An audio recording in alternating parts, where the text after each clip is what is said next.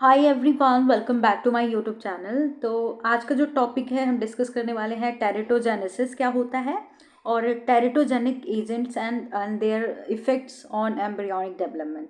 Question आपका ये भी आ सकता है कि टेरिटोजेनेसिस क्या होता है और उसका इन्फेंट्स पे यानी जो एम्ब्रियोनिक डेवलपमेंट है उसमें क्या क्या डिफॉर्मिटीज़ होती हैं या एबनॉर्मलिटीज़ हो सकती हैं इन टेरिटोजेंस की वजह से। तो ऐसे क्वेश्चंस आपके आ सकते हैं, तो हम इन डिटेल पढ़ेंगे। ठीक है, ये वीडियो थोड़ी बड़ी हो सकती है और ये जो नोट्स है ना आपको इसमें थोड़ा सा क्लियर दिखेगा नहीं क्योंकि बहुत पुराना है ये, तो बहुत पहले का रिटेन है ये। तो आप जो है मैं जो बोल रही हूँ ना उस पर फोकस करना, और वैसे भी रिटेन थोड़ा बहुत समझ आ जाएगा आपको। So let's get started. तो टेरिटोजेनेसिस या टेरिटोजेंस क्या होते हैं? जो टेरिटोजेंस है, ये यहाँ पे टेरोस का मतलब होता है मॉन्स्टर। ये टेरिटोजेंस जो होते हैं एम्ब्रियोनिक डेवलपमेंट में ये मॉन्स्टर की तरह काम करते हैं। मॉन्स्टर आपको पता होगा जो हार्म करता है। तो ये एम्ब्रियोनिक डेवलपमेंट में जब चाइल्ड का बर्थ हो जाएगा तो उसमें बहुत सारे डिफेक्ट होते हैं इस टेरिटोजेंस की वजह से। तो इसी को मॉन्स्टर कहते हैं। टेरोस का मतलब होता है मॉन्स्टर। तो teratogen is an agent that can produce permanent alteration of structure or function in an organism exposed during embryonic or fetal life। तो इस तरीके से आप लिख सकते हो कि टेरिटोजेंस क्या होते हैं, डेफिनेशन। एक इस तरीके से भी लिख सकते हो कि teratogens is an subtract that alter the embryonic fetal development and leads to a alteration and leads to alteration in structure and function of the organs।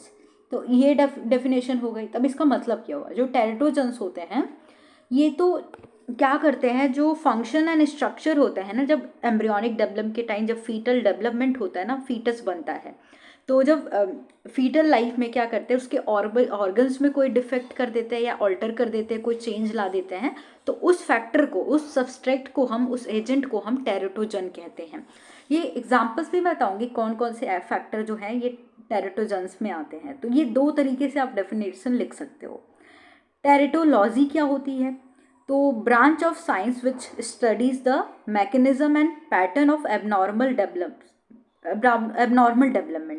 तो बेसिकली टेरिटोलॉजी वो साइंस की वो ब्रांच है जो मैकेनिज्म एंड पैटर्न को study करती है abnormal development के। ठीक है, एबनॉर्मल का मतलब है कोई चीज़ नॉर्मली डेवलपमेंट नहीं है, उसमें कोई ना कोई डिफेक्ट होगा। तो आई होप ये क्लियर हो गया होगा। अब आ सकते हैं कि टेरिटोजेनेसिटी क्या होती है, क्वेश्चन में या शॉर्ट नोट में आपका आ सकता है। The induction of malformation by teratogens. तो टेरिटोजेंस की वजह से जो इंडक्शन होता है मेल फॉर्मेशन का, यानी मेल फॉर्मेशन का मतलब क्या, डिफॉर्मिटीज़ होती है, कोई भी चीज़ अच्छे तरीके से नहीं बन रही है, कोई ऑर्गन है जो फीटल में वो अच्छे तरीके से नहीं डेवलपमेंट हो रही है, उसमें कोई डिफेक्ट हो रहा है, तो उसको इंडक्शन का मतलब उसको शुरू कर रहा है यहाँ पे टेरिटोजेंस, मतलब मेल फॉर्मेशन के लिए रिस्पॉन्सिबल जो फैक्टर है टेरिटोजेंस, उस प्रोसेस को टेरिटोजेनेसिटी कहते हैं। क्लियर? टेरिटोजेनेसिस क्या होती है? The process by which congenital malformation are produced. क्या है ये? अब टेरिटोजेनेसिस क्या, अभी तक हमने टेरिटोजेंस पढ़ा, टेरिटोलॉजी क्या होती है, टेरिटोजेनेसिटी क्या होती है। अब हम जो मेन टॉपिक है वो है teratogenesis. The process by which congenital यानी बर्थ के टाइम से जो भी मेल फॉर्मेशन होती है are produce in an embryo और फीटस। तो जो भी जिस प्रोसेस से कॉन्जेनिटल मेल फॉर्मेशन होती है यानी बर्थ के टाइम में बच्चे में जो भी डिफेक्ट होता है, खराबी होती है, वो एम्ब्रियोनिक डेवलपमेंट के टाइम में यानी फीटस, और जब वो फीटस होता है यानी फीटल डेवलपमेंट के टाइम में जो भी डिफेक्ट मेल फॉर्मेशन होता है उसको हम टेरिटोजेनेसिस कहते हैं, उस प्रोसेस को। Clear? The toxicants which cause teratogenesis are known as teratogenic agent। Agents होते हैं जो टेरिटोजेनेसिस कॉज करते हैं। स्टेज सेंसिटिविटी फॉर टेरिटोजेनेसिटी यानी एम्ब्रियोनिक डेवलपमेंट में कौन कौन से ऐसे स्टेज हैं जहाँ पे देखा गया है कि ये बहुत सेंसिटिव होते हैं, यहाँ पे टेरिटोजेंस का इफेक्ट ज़्यादा होता है, इन्फ्लुएंस कर सकते हैं टेरिटोजेंस। एम्ब्रियोनिक स्टेज की बात करें, this is the period when the cell undergo differentiation. यानी एम्ब्रियोनिक स्टेज में क्या होता है, सेल डिफ्रेंसिएशन होता है, यानी सेल डिफरेंट मतलब अलग अलग ग्रो करता है, ज़्यादा डिफ्रेंशिएट होता है डिफरेंट सेल्स में। मोबिलाइजेशन एंड ऑर्गेनाइजेशन, तो ये ऐसा पीरियड है जहाँ पे सेल अंडरगो डिफ्रेंसिएशंस एंड मोबिलाइजेशन होता है, ऑर्गेनाइजेशन भी होता है इस पीरियड में। तो it is during this period the most of the organogenesis takes place, यानी ये ऐसा पीरियड है जिसमें क्या होता है, ऑर्गेनोजेनेसिस होता है। फॉर्मेशन ऑफ ऑर्गन्स को ही हम ऑर्गोजेनेसिस कहते हैं। तो ऑर्गेनोजेनेसिस होता है, तो ये ऐसा पीरियड है जिसमें ऑर्गन्स फॉर्म होते हैं। As a result the embryo becomes most susceptible to the effect of various teratogens. तो ये बहुत सेंसिटिव पीरियड है। इसमें क्या होता है, ऑर्गन्स फॉर्म होने लगते हैं, मोबिलाइजेशन होता है, सेल डिफ्रेंसिएशन होता है और ऑर्गेनाइजेशन होता है। तो ये बहुत ससेप्टिबल होता है, यानी ये जल्दी से इन्फ्लुएंस हो सकता है टेरिटोजेंस से, इसका प्रभाव टेरिटोजेंस का जल्दी से इस स्टेज पे पड़ेगा।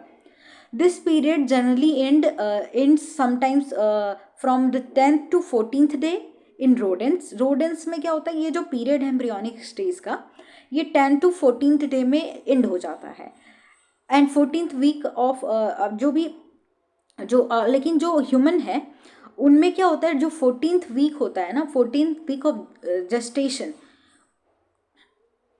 ह्यूमन में तब एंड होता है ये पीरियड, ठीक है, 14th वीक में एंड होता है ये।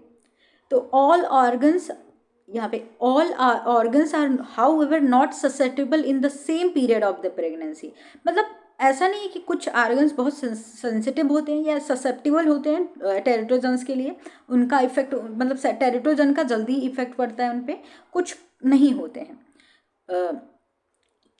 इसी का एक डेटा दिया है किसने, जे जी विल्सन ने 1965 में। ही ऑब्जर्व यहाँ पे स्पेलिंग सही है, he observed teratogenic treatment on the 10th day of gestation which resulted in the following incident of malformation in rat। तो उन्होंने टेरेटोजेनिक ट्रीटमेंट 10th डे पे जेस्टेशन के किया एंड देखा कि मेलफॉर्मेशन कैसे कैसे हुआ है, कितना % हुआ है। ब्रेन डिफेक्ट में जब 10th डे में जेस्टेशन के था तो उन्होंने देखा कि ब्रेन डिफेक्ट हुआ था 35%, हार्ट जो हुआ था 24%, यहाँ पे आई जो हुआ था 33%, स्केलेटन डिफेक्ट हुआ था 80% एंड यूरिनोजेनाइटल में 6% हुआ था। तो ये जो है ये परसेंटेज बता रहे हैं कि कौन कौन से पार्ट्स है, जो ऑर्गन्स है वो डिफेक्ट हो रहे हैं, जिनका मेल फॉर्मेशन हो रहा है 10th डे में, जब टेरिटोजेंस का इफेक्ट हो रहा है, इन्फ्लुएंस हो रहा है।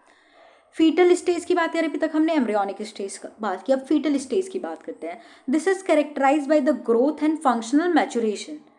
ये फंक्शनल मैचुरेशन की बात करता है, ये जो स्टेज होता है फंक्शनल मैचुरेशन है वाला, ये ग्रोथ एंड फंक्शनल मैचुरेशन होता है। तो टेरिटोजेंस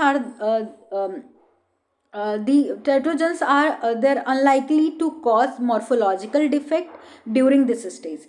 तो बेसिकली जो टेरिटोजेंस होते हैं वो मॉर्फोलॉजिकल डिफेक्ट करते हैं इस स्टेज में। मॉर्फोलॉजिकल मतलब उसकी अपीयरेंस में जो चेंज होता है, मॉर्फोलॉजिकल जो हमें दिखाई देगा, तो वो कॉज करते हैं टेरिटोजेंस इस फीटल स्टेज में, ठीक है। बट दे में इंड्यूस फंक्शनल एबनॉर्मलिटीज, लेकिन ये फंक्शनल एबनॉर्मलिटीज भी इंड्यूस कर सकते हैं। Whereas morphological defect are in general, morphological defect तो वो करेंगे ही, ये कंफर्म है, मॉर्फोलॉजिकल डिफेक्ट करेंगे, लेकिन फंक्शनल एबनॉर्मलिटीज भी करते हैं, ठीक है। यहाँ तक आप लिख सकते हो, बस ये कट कर दो। ओके, नेक्स्ट बात कर लेते हैं। इन द ईयर 1962 राहेल कार्सन, इनका नाम है राहेल कार्सन, इन हर बुक, इन्होंने अपनी बुक में कुछ बताया है कि silent spring linked the use of pesticide DDT to destruction of bird egg and prevention of reproduction in many species। तो जो पेस्टिसाइड्स है साइलेंट स्प्रिंग में, जो पेस्टिसाइड है DDT का नाम सुना होगा आपने, तो वो जो है डिस्ट्रक्शन करता है बर्ड्स एग में, ठीक है, बर्ड्स एग में डिस्ट्रक्शन कर देता है। और क्या करता है, prevention of reproduction in many species, और कई स्पीसीज में ये प्रिवेंशन करता है, प्रिवेंट करता है रिप्रोडक्शन को in many species. Congenital malformation क्या क्या होता है, यानी डिफेक्ट क्या होता है बर्थ के टाइम पे, वो हम देख लेते हैं। Congenital malformation, At the time of birth, an individual might suffer from anatomical and morphological abnormalities. तो टेरेटोजेंस की वजह से जो बेबी होगा वो उसमें एनाटॉमिकल और मॉर्फोलॉजिकल एबनॉर्मलिटीज़ आपको दिखेगी. द एबनॉर्मलिटीज़ में बी विजिबल, वो दिखेगी, वो एक्सटर्नल हो सकती है, एक्सटर्नल ऑन द सरफेस, और may be present in the internal organs, और ये अंदर ऑर्गन्स पे भी होंगे जो हमें दिखाई नहीं देंगे. These malformation account for about 20% of death in prenatal period. तो ये जो malformation है 20% डेथ भी कॉज कर सकते हैं प्रीनेटल पीरियड में. तो about 3% of newborn infants have major malformation at the time of birth. तो 3% जो होते हैं उनमें malformation होता है at the time of birth. ठीक है. There are number of causes of congenital malformation. Number of causes हैं जो कंजेनिटल मेलफॉर्मेशन कॉज करती हैं, मतलब बर्थ के टाइम में जो भी मेलफॉर्मेशन होता है, डिफेक्ट होता है, वो कॉज करती है. पहला तो क्रोमोजोमल एबनॉर्मलिटीज़ होती है. क्रोमोजोमल जो होता है वो प्रॉपरली सही तरीके से नहीं होता है उसका लोकेशन, या फिर वो उसमें कुछ एबनॉर्मलिटी होगी, जैसे वो XXY हो गया, फिर उसमें या तो एक आर्म नहीं हुआ, एक आर्म कट गया, या फिर ट्राइजोमी होगी तो XX वाला आपने पढ़ा होगा ना, या तो फिर एक ही एक्स होगा. तो ये एबनॉर्मलिटीज़ है, ये क्रोमोसोमल एबनॉर्मलिटीज़ हो गई. तो म्यूटेंट जीन्स की वजह से भी ये एबनॉर्मलिटीज़ होती है बर्थ के टाइम पे. और या फिर एनवायरमेंटल फैक्टर भी होते हैं, जैसे कि ड्रग हो गया, टॉक्सिन, इन्फेक्शियस डिजीजेज हो गए, इनकी वजह से भी जो बर्थ के टाइम पे डिफेक्ट होता है, एबनॉर्मलिटीज़ होती हैं. या फिर मल्टी फैक्टर कॉजेज़ भी हो सकते हैं, अदर कॉज भी हो सकते हैं. तो टाइप ऑफ एबनॉर्मलिटीज़ की बात करें तो क्या क्या एबनॉर्मलिटीज़ होती हैं, उनकी टाइप्स क्या है, मतलब कोई भी डिफेक्ट होते हैं उसके टाइप्स होंगे. पहला तो मैलफॉर्मेशन हो गया, ठीक है, डिसरप्शंस हो गए, डिफॉर्मेशंस हो गए, सिंड्रोम हो सकता है, क्रोमोसोमल सिंड्रोम हो सकता है, एसोसिएशंस हो गए. तो थोड़ा इसको हम डिटेल में डिस्कस कर लेते हैं. मैलफॉर्मेशन में क्या क्या हो सकता है. ये जो मैलफॉर्मेशन होती है ना, ये ऑर्गेनोजेनेसिस के टाइम होता है. ऑर्गेनोजेनेसिस, जब ऑर्गन्स फॉर्म होंगे तो ऑर्गन्स में ही तो डिफेक्ट होंगे, ऑर्गन्स में कोई डिफेक्ट होंगे, कोई खराबी होगी, तो ये ऑर्गेनोजेनेसिस के टाइम पे होता है. रिजल्ट्स इन कंप्लीट या पार्शियल एब्सेंस ऑफ स्ट्रक्चर और alteration of its normal configuration. यानी कोई ऑर्गन्स है जिस तरीके से वो बन रही है उस तरीके से नहीं बनेगी, उसमें कोई ना कोई स्ट्रक्चर में चेंज होगा, या उसमें कोई स्ट्रक्चर में अल्टरेशन कर देगा, कोई चेंज कर देगा, या पार्शियली वो एब्सेंस होगा कोई स्ट्रक्चर. तो ये कॉज करता है, ये मैलफॉर्मेशन होता है. जैसे कि होलोप्रोसेंसेफेली जो होती है, होलोप्रोजेंसेफेली जो होती है, सॉरी, हाँ, होलोप्रोजेंसेफेली जो होती है ब्रेन में होता है बेसिकली. तो ब्रेन में कोई लोब में कोई डिफेक्ट हो गया, उसकी वजह से ये होता है. कॉर्डल डिसजेनेसिस हो गया, इसको हम CRS भी कहते हैं, यानी कॉर्डल रिग्रेशन सिंड्रोम भी इसको कहते हैं, कॉर्डल रिग्रेशन सिंड्रोम, या फिर होलोप्रोजेंसेफेली हो जाता है. तो ये एग्जाम्पल है मेलफॉर्मेशन के. नेक्स्ट बात करते हैं हम डिस्ट्रप्शंस में क्या क्या होता है. ये सेकंड है डिस्ट्रप्शंस, ये एबनॉर्मलिटीज़ के टाइप्स हैं. तो result in morphological alteration of already formed structure. इसमें क्या होता है, कोई स्ट्रक्चर पहले बन गया, कोई ऑर्गन फॉर्म हो गया, उसमें बाद में कोई डिस्ट्रप्शंस होता है, कोई चेंज होता है, तो वो आपका डिस्ट्रप्शंस के अंदर आता है. They occur due to disruptive process, ये डिसरप्टिव प्रोसेस की वजह से होती हैं. अब आते हैं डिफॉर्मेशंस में क्या होते हैं. On due to mechanical force that mould foetus over a long period of time. ये मैकेनिकल फोर्स की वजह से फीटस को चेंज कर देता है, फीटस में कुछ ना कुछ. ऑफन इन्वॉल्व मस्कुलोस्केलेटल सिस्टम, यानी बोन्स में, फुट में कोई प्रॉब्लम कर देगा, बोन्स में प्रॉब्लम कर देगा, या फिर कोई स्ट्रक्चर है फुट में, मस्कुलोस्केलेटल सिस्टम में ये प्रॉब्लम करता है. एग्जांपल जैसे क्लब फिट, यानी बच्चों के आगे ऐसे ऐसे ट्विस्ट हो जाते हैं फुट, ये क्लब फुट कहते हैं. ड्यू टू क्लब फिट हो जाता है due to compression in the amniotic cavity. जो एमनियोनिक कैविटी होती है उसमें कंप्रेशन हो जाता है, ठीक है, वो कंप्रेस हो जाता है. सिंड्रोम्स की बात करें तो a group of anomalies occurring together and the reason is known. ये जब कोई डिफेक्ट्स साथ में आ जाती है, जब तो वो उसका रीज़न नहीं पता लेकिन साथ में आ जाती है, तब ये सिंड्रोम होता है. जैसे कि साउंड सिंड्रोम हो गया, डाउन सिंड्रोम, आप ट्राइजोमी पढ़े होंगे, डाउन सिंड्रोम, पटाउ सिंड्रोम, ये क्रोमोजोमल एबरेशंस होती है, क्रोमोजोमल डिफेक्ट होता है. नेक्स्ट बात कर लेंगे, एसोसिएशन की बात कर लेते हैं. It is the non random appearance of 2 or more anomalies that occur together more frequently than by chance or alone. By chance alone, कभी कभी क्या होता है कि जो भी डिफेक्ट्स एनॉर्मलीज होती हैं, जो भी डिफेक्ट है एक साथ आ जाती हैं, फ्रिक्वेंटली ऐसे बाई चांस आ जाती हैं, तो तब ये एसोसिएशन, नाम ही एसोसिएशन था, मतलब आपस में जुड़ जाती हैं, आपस में मतलब क्लब बना लेती है बाई चांस। देन ये कॉज करती है अकरेंस इज नॉट, इसका कोई ये डिफेक्ट कॉज करती है, इसका कोई नोन कॉज नहीं है, ठीक है, इसका कोई नोन कॉज नहीं है, there is no known diagnosis, इसका डायग्नोसिस भी नहीं किया जा सकता है। जैसे कि हम बात करेंगे वर्टिब्रेट डिफेक्ट्स होते हैं या कार्डियक डिफेक्ट्स होते हैं, तो ये इसके एसोसिएशन के अंदर आते हैं। abnormalities caused by exogenesis agents are called disruptions। तो डिसरप्शंस में क्या होती है, जो भी एबनॉर्मलिटीज कॉज होती हैं एक्सोजेनेसिस एजेंट से, उसको हम डिसरप्शंस कह रहे हैं। अभी हमने ऊपर पढ़ा था, कोई ऑर्गन फॉर्म हो गया, उसमें कोई अगर डिफेक्ट हो गया, पहले ऑलरेडी फॉर्म स्ट्रक्चर में ये डिसरप्शंस होते हैं, ये मैंने पहले ही बता दिया।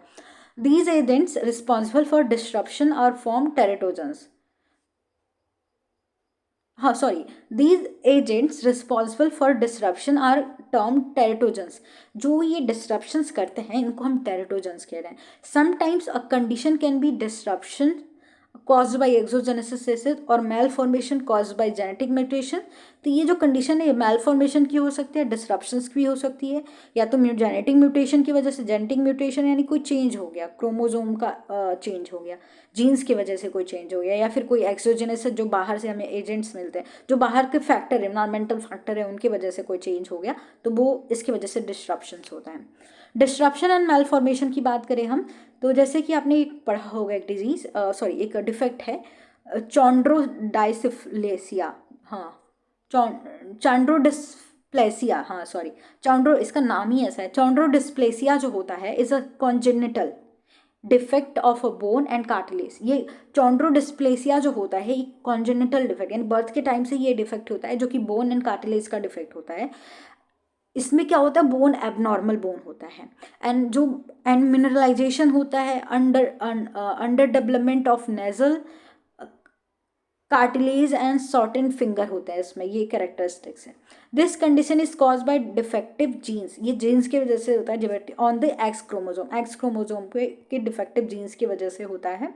This condition can also be produce by exposure of foetus to an anticoagulant वारफेरियन।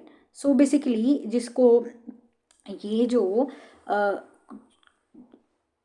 अभी हमने बात की ना, बोन में बोन एबनॉर्मलिटीज़ हो रही हैं, ये बेसिकली अगर हम बाहर से कोई एंटी कोगुलेंट लेते हैं जिसका नाम है वारफेरियन, ये बेसिकली इसको हम ब्लड थिनर कहते हैं। ये इसलिए लिया जाता है कि जो ब्लड का सप्लाई है बॉडी में स्मूथली हो, अच्छे से हो, तो ये ब्लड थिनर अगर हम कंज्यूम करते हैं तो इसकी वजह से भी बोन में कोई प्रॉब्लम आ जाती है फीटस के। तो deductive gene is responsible for producing a protein required for a normal cartilage growth. तो बेसिकली ये जो थिनर है ना, क्या करता है, एक प्रोटीन होता है जिसको हम क्लॉटिंग प्रोटीन करते हैं, उसको इनहिबिट कर देता है, उस प्रोटीन को इनहिबिट कर देता है, जिसकी वजह से फीटस में एबनॉर्मलिटीज़ होती है, बोन की एबनॉर्मलिटीज़ होती है, ठीक है, जो नॉर्मल कार्टिलेज ग्रोथ के लिए रिक्वायर्ड होती है। तो इसको कंज्यूम करने से भी एबनॉर्मलिटीज़ होती है, जो कि एक गैसियस एक्सपोजर, बाहर से हम चीज़ें कंज्यूम कर रहे हैं। टाइमिंग ऑफ एक्सपोजर की बात करें तो teratogens produce their effect during specific period of development की ये स्पेसिफिक पीरियड में ही इनका इफेक्ट हमें दिखने को मिलेगा। जैसे कि ह्यूमन डेवलपमेंट की बात करें, it is divided into 2 periods. जो ह्यूमन डेवलपमेंट का भी हमने ऊपर बात की, तो एक एम्ब्रियो पीरियड में था जो कि जो स्टार्ट होता है 8th वीक तक एंड होता है, स्टार्टिंग टू 8th वीक तक होता है, जिसको हम एम्ब्रियो पीरियड कह रहे हैं। एक हमने फीटल स्टेज की बात की थी, तो फीटल पीरियड होता है ये रिमेनिंग पीरियड जो है इन यूट्रस में, रिमेनिंग पीरियड जो है उसको कह रहा है। तो 2 स्टेजेस में डेवलपमेंट होता है ह्यूमन में। तो most of the organ system form during the embryonic stage. Organogenesis जो होता है वो एम्ब्रियोनिक स्टेज में होता है, यानी स्टार्टिंग से लेके 8th वीक तक ऑर्गेनोजेनेसिस हो जाती है, ऑर्गन्स फॉर्म हो जाते हैं। इसी के टाइम पे fetal stage growth and modelling occurs होती, इसी में होती है, इसी पीरियड में।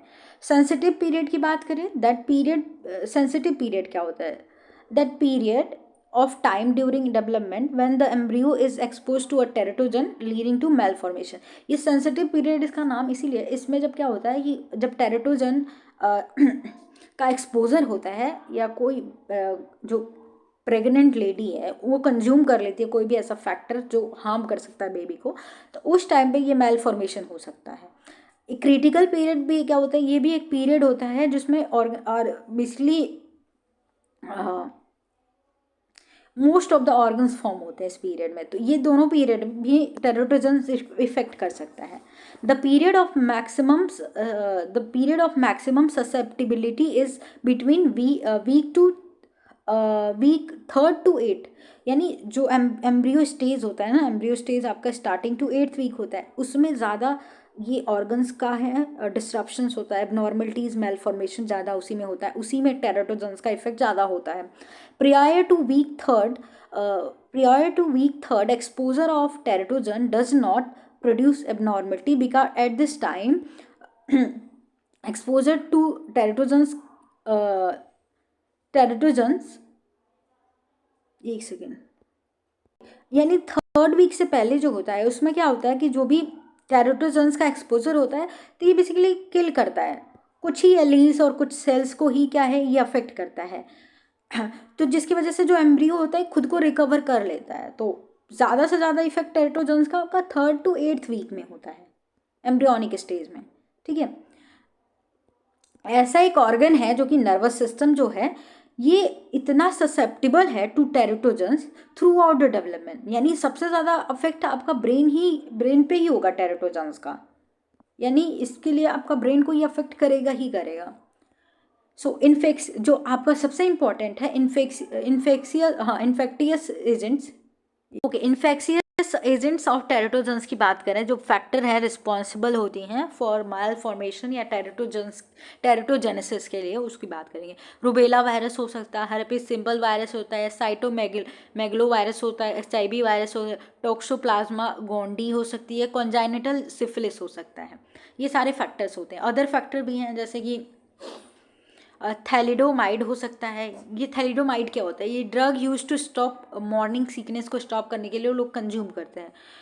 Not pretested on pregnant women, pregnant women पे टेस्ट नहीं किया गया है, जो कि अगर प्रेग्नेंट वुमेन इसको कंज्यूम करती है तो 34 to 38 days malformation of the ears होगा, 30 to 46 डेज में malformation of the arms होगा अगर कंज्यूम करती हैं। टेट्रासाइक्लिन क्या होता है, ये भी एक फैक्टर ही है। Tetracycline can cross the placental membrane, ये प्लेसेंटल मेम्ब्रेन को क्रॉस कर लेगा एंड डिपोजिट, वहाँ पे डिपोजिट हो जाएगा इन द एम्ब्रियो में ये डिपॉजिट हो जाएगा इन बोन्स एंड टिथ में डिपॉजिट हो जाएगा ये।